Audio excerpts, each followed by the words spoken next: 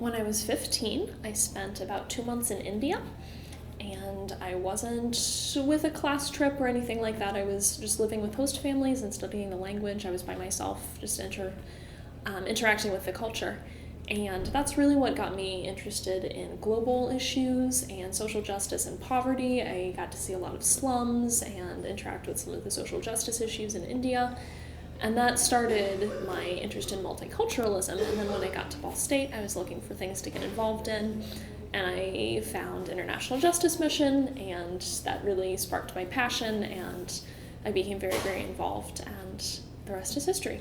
On a campus level, we deal mostly with raising awareness. So we have a lot of events with speakers. We really just try to let people know that this is a current issue that's going on. It still surprises me how many people don't even know that human trafficking is going on in the world, much less in the United States, and much less in Muncie itself. And that's really frightening to me, that this is such a huge problem in our world that people aren't even aware is going on. So I think the biggest thing that we do is just raise awareness. So a lot of times, you might pass a victim on the street and you don't even realize, because they don't look like they're being beat up. They don't look like they don't have the right to go wherever they want to go. They just look like a normal, healthy teenager. I think what we tend to see more frequently than girls that have been clearly trafficked is girls that are engaging in behaviors that are kind of along this spectrum, or they're being exploited in other ways that aren't quite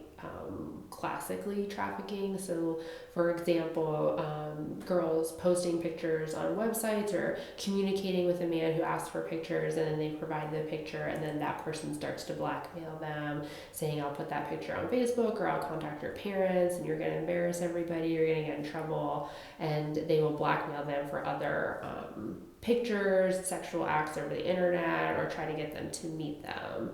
And so we see more kinds of situations like that. We know that those kids are very high risk for getting recruited by a trafficker. Currently, I am volunteering. I am a ballroom dancer. I'm training to be a professional instructor, so I'm teaching dance classes for groups of kids, just as an after-school workshop, way to get some exercise and potentially learn how to communicate better and live in community and work through some emotional issues. And I'm hoping that when this new center just for human trafficking survivors opens this fall, that I'll be able to continue teaching there.